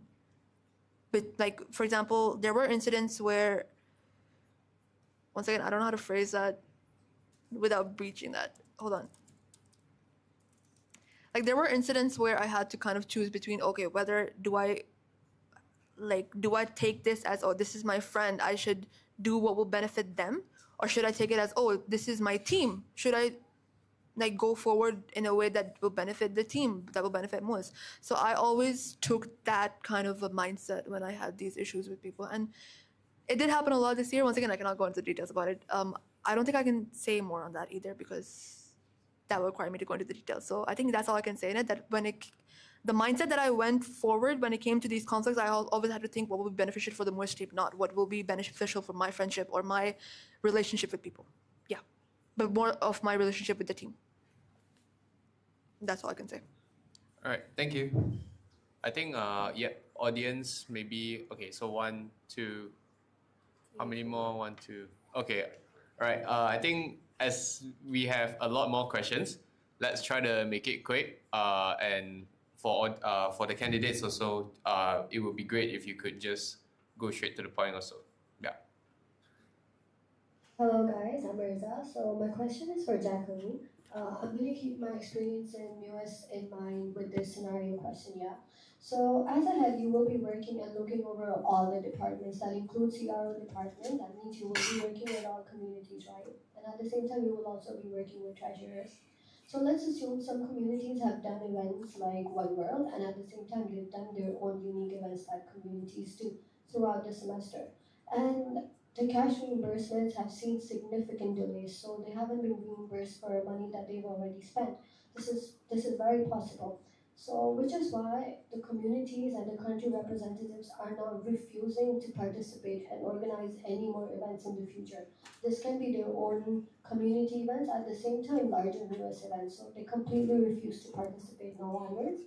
And we know that these events, there's significant help from communities and they're not possible without them. So how would you deal with this situation?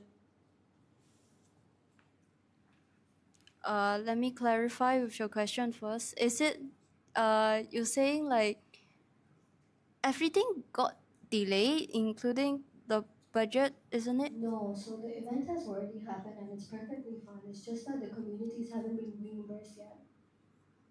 Oh, okay, let me explain. So basically, for a lot of events, how our finances work is that you will first spend. So communities will first spend on their own events out of their own pocket, and then the treasurer applies for reimbursements, and that's when they get reimbursed. So it comes quite later on. It gets processed by MUSA first, then it goes on to Monash Finance, and then they get their money back. And sometimes this procedure can take really long. So this is a problem that can be faced. Okay, then I think the problem will be the country representatives. They may have financial constraints. Can I say like that? Like after that, like they have no more money, then it takes a very long time. Then they refuse to join. Then maybe we need to know what happened, why causing the financial constraint. Then maybe we can lead them to empower them, like how they can take the money. Like I cannot say take the money, like maybe they have their own budget first on their own, then afterwards they may like not that financial constraint, then you will then maybe telling that like because of those paperworks, letting know the progress of everything, making sure it's transparency for everyone, so it can let them know like we are not getting your money away, we will getting back to you very soon. So maybe getting the trust from them for this kind of communication first.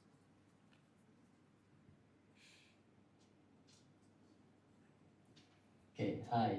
This question is to both candidates, so Jacqueline and Kitara and Noor.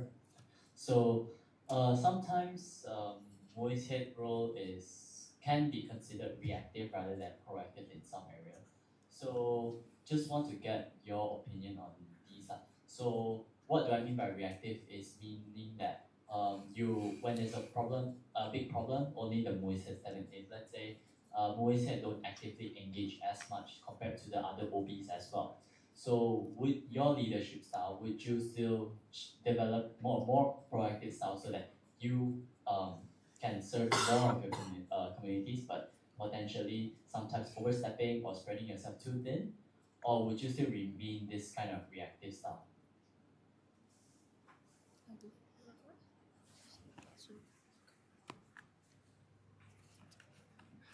Okay, so thank you for your questions. When it comes to this question regarding proactivity and proactive and reactive, so this again comes back to our leadership style in a sense that we also have to know as head of MUISS the severity of certain issue or perhaps a certain flow of work. So in a case where we believe that an issue is easily addressed by a certain office barrier, like perhaps like there's a CRO issue that is happening or maybe an engagement issue that is happening, and me and you believe that like we see this problem as something that is not too big, then we let them handle it themselves in a sense that we are more of a reactive towards that kind of scenarios. However, when the issue is a large issue in a case where like it involves more than like one stakeholders, then that's a part where we need to step in as well as a head of MUISS. So yeah, again, we try to be balance between the both reactive and proactive in a sense that if it's something that is easily handled by the office barrier, then we'll let them do what's best for their department. But if it's an issue that is big and required a lot more attention, then of course we will step in as a head of MUISS. Thank you. Yeah, just something I'll add on to what Kitara said. As heads of MUISS, we do have more of an oversight role over all the departments. And then that's why we have our specified OBs. They micromanage everything. Like, for example, let's say for media, they're deciding, like, oh, what's the theme we should use, or what's the general color scheme that we should go for, what flower should go where on a post, or like what person should be featured in what reel. Once again, that is like little things that, once again, the OBs specialize in these kinds of roles. For that, obviously, we will have more of a reactive role. But when it comes to, for example, something big, something that maybe affects our event or affects MUISS's trajectory directly, then obviously we will have a much more of a proactive role in that. And also, thank you for your question. So it will be very similar answer. So of course, like small problems, of course, they can make it within the departments. For example, like subcoms or OBs, they have a little bit conflicting, which is most likely to happen in media. Like they have a different opinion on the design. Then maybe they can communicate with themselves, like they can achieve the best outcome because they have those skills or things. But maybe for a MUISS head, maybe a big conflict like within MUISS and outside, for example, student life, or MUISS with the student bodies, or MUISS with outside the bodies, for example, booking the venue, those things, then that should be like what we should step in to be proactive.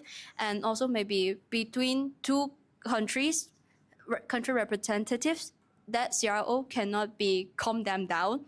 Then it also, like, for example, being reactive to like a little bit small problems, which can like ensure we are totally unbiased on the things because we are not really involved inside.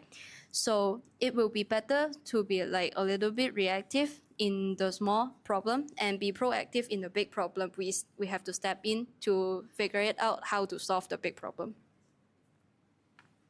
That's all from me. Okay, so my question is for both the independent and the Equitas candidates. Since you guys have been a part of MUISS in some capacity last year or the year before, I want to know, for, let's say we have a lot of flagship events like MCN, One World, Jomkel, and International Games Night, right? What improvements do you guys plan on introducing to these existing events?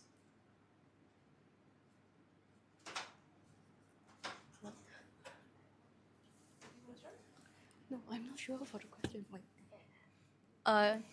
Excuse me, can you like rephrase a bit the question? Okay, so we have existing events like MCN. They're not new initiatives, they are recurring events, right? Let's say MCN, One World, John Gale. These events happen every year. Some of the events happen every intake as well. I want to know what particular improvements you guys have planned for these pre-existing events.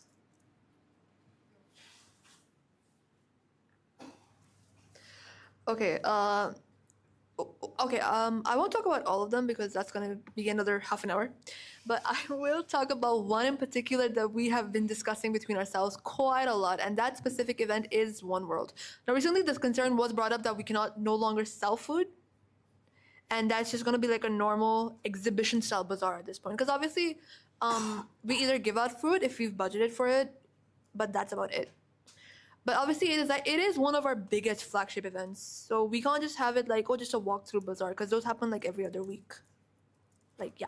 So for that, right, okay, one thing that was introduced this past year that I really, really appreciated was something called the MUISS Olympics, which is basically a one-day tournament between all the communities. And they basically competed in different rally sports and stuff like that. And then there was champions at the end. And that event itself was very, very successful among the communities. So we plan on further expanding on that because we know sports is also a very big part of Monash culture. Like, for example, Monash Cup, we saw how big of an event that is. So for next year, one thing that we have actually really, really accounted for, one event that we really want to do is we want to further expand One World, not just as a collaboration between Monash communities, but one initiative that I believe this year MUSA has also been trying to pursue is that cross-collaboration with other universities, including Sunway, Taylor's. I've also been recently in contact with representatives from Nottingham, INTI and UTMKL. Last year we also collaborated with UTMKL, so we're at pretty good terms with them. So this is something that we really want to introduce. This is kind of going to be like more of a inter-school sports tournament that will not only last 1 or 2 days or just a weekend. No, we plan on extending it to at least a week to 2 weeks. Once again, we will obviously get into the details of this if we are to be elected.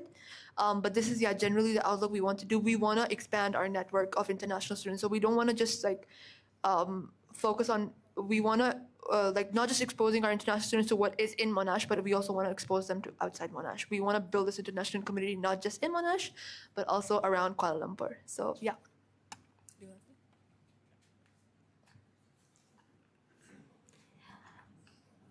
And for me, I think I have mentioned previously. So for example, one world, instead of having holding inside the Porsche, maybe having a booked venue for badminton for participants who can join within here, they can actually everyone can actually experience on the musical instrument that have been existing this year, and also the traditional games like childhood games. I also have seen that, but most people also forgot. They only remember foods that they have.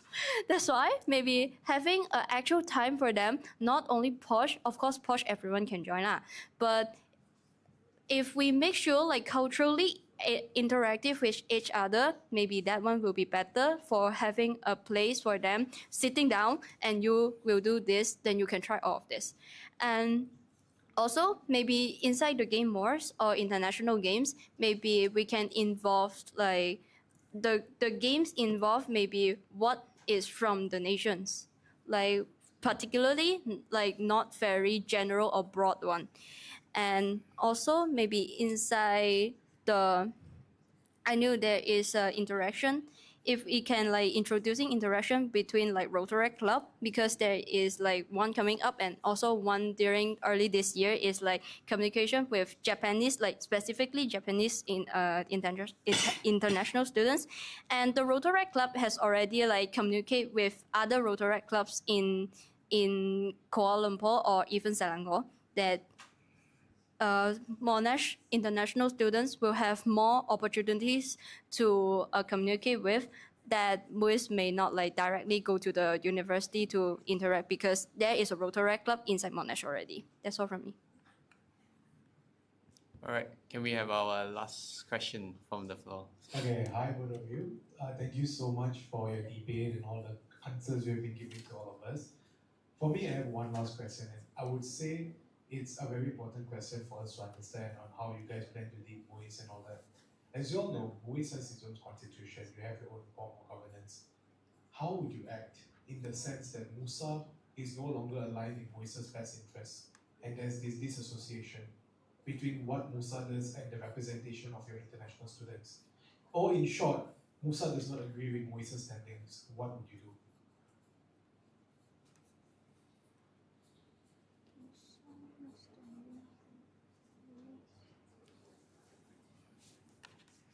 If I clarify your question, is it there is a conflict between MUSA and MUISS? Yes, exactly. Because as you know, MUSA and MUISS yeah, completely different. MUSA, but not necessarily is owned by MUSA.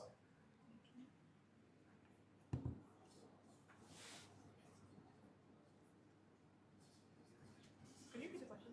Sorry. Can you repeat the question? Sorry. So just to summarize, as you know, MUISS is not directly under MUSA, right? You guys just look to us for advice and all that. What happens when one day MUSA no longer has interest in MUISS, or in the sense where there's a misalignment of interest on what you fight for, what you advocate for, and what MUSA's direction is looking towards to? How would you react in the interest of not only your committee, but the thousands of international students that run and look towards you?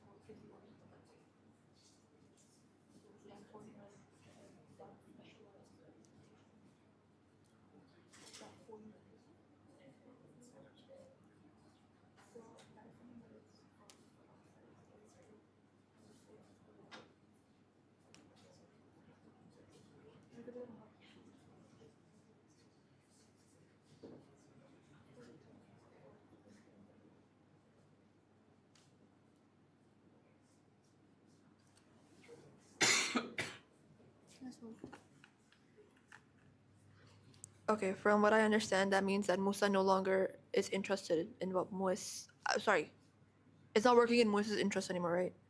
Okay. One thing I will say, now Monash. Okay, as an international, I will speak for us as well as international students. A very big, I would say, like point for like choosing Monash Malaysia as a university to study in is its relation to the international, like its standing internationally as well. So that is a very big selling point for us. So that's why a lot of international students from my country, from Indonesia, from like all over the world. Oh wow, I think that's our cue to leave. Anyway, it's a selling point for us. So Monash is a very, very big international student body. I will give you a number. This is the number we got in February. If I'm not mistaken, I think the ratio was 51 to 49 local to international. So that means 49% of the intake that came in from over, I think, 1,000 students, 49% of that number was international students.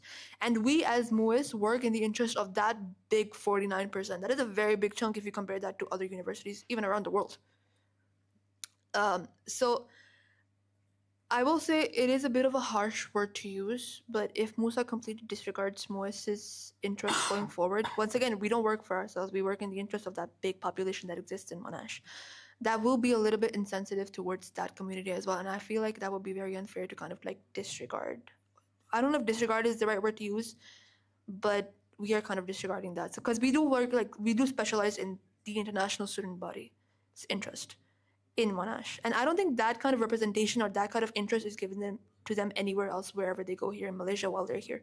So yeah, that kind of representation for international students is only in Monash, not particularly outside. So if you remove that here as well, then where else do they go? Once again, we go with the motto, this is your home away from home. So we don't want them to feel like outsiders. We want them to feel at home. I hope I understand your question correctly.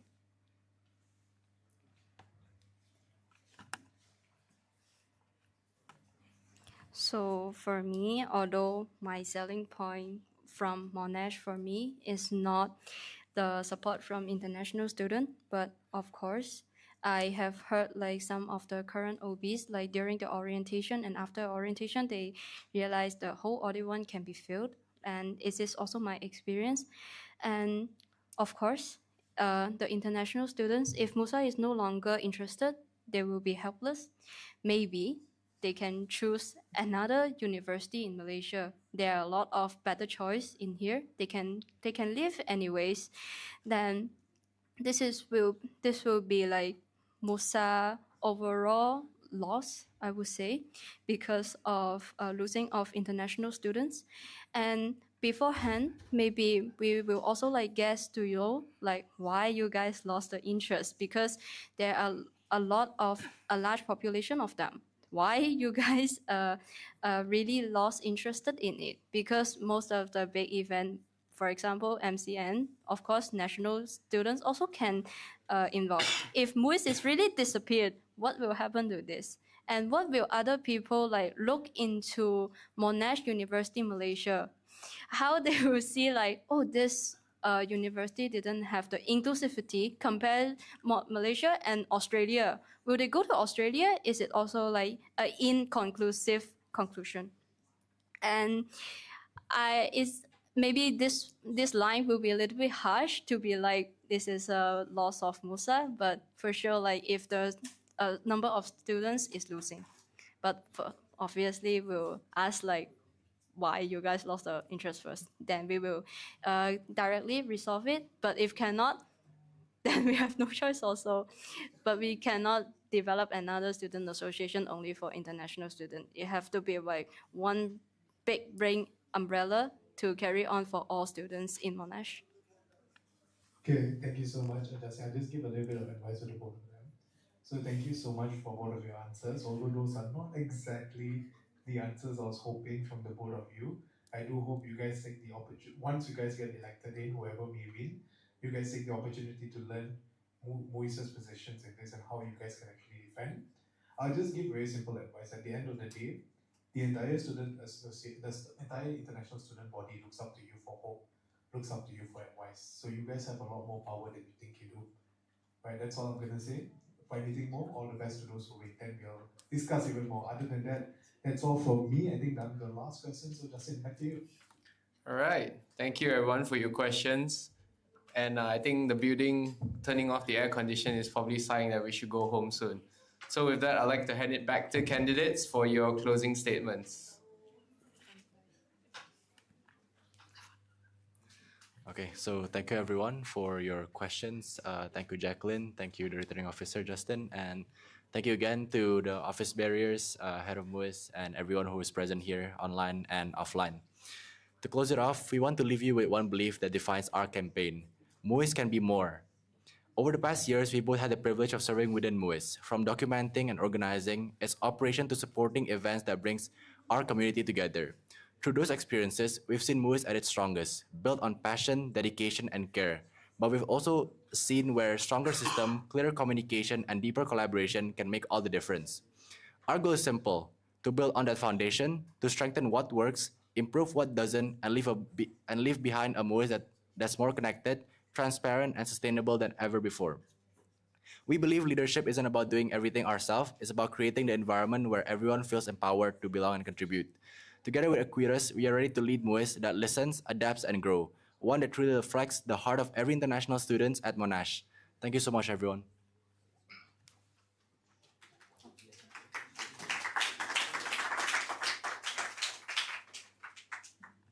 And I will also thank you for all my audience, all my friends, like giving me mental support. My candidate Noor, Justin, returning officers, and Farrell, like holding the whole debate, and all the audience have asked questions. So I wish like throughout my tenure, I can ensure like all MUISS department progress well internally among committees and subcoms, and externally among us and student bodies. Inclusivity, transparency, and support are the most important points I would take care of.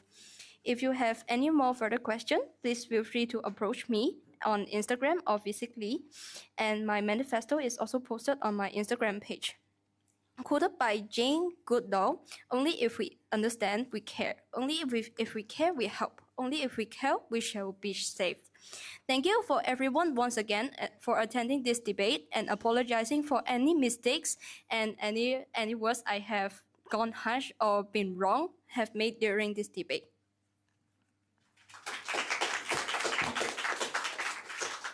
Okay, thank you once again to all candidates, office bearer, and audience. So thank you for staying with us till the end. So we hope that you found this session insightful and engaging. Before you all leave, just a few key important dates. The 13th October to the 17th October 2025 will be the voting dates. The vote will take place via the official e-voting platform, with more details to be shared soon. So to stay updated, follow us on Instagram and catch debates on the MUSA official YouTube channel. Thank you once again, and have a safe trip back home, everyone.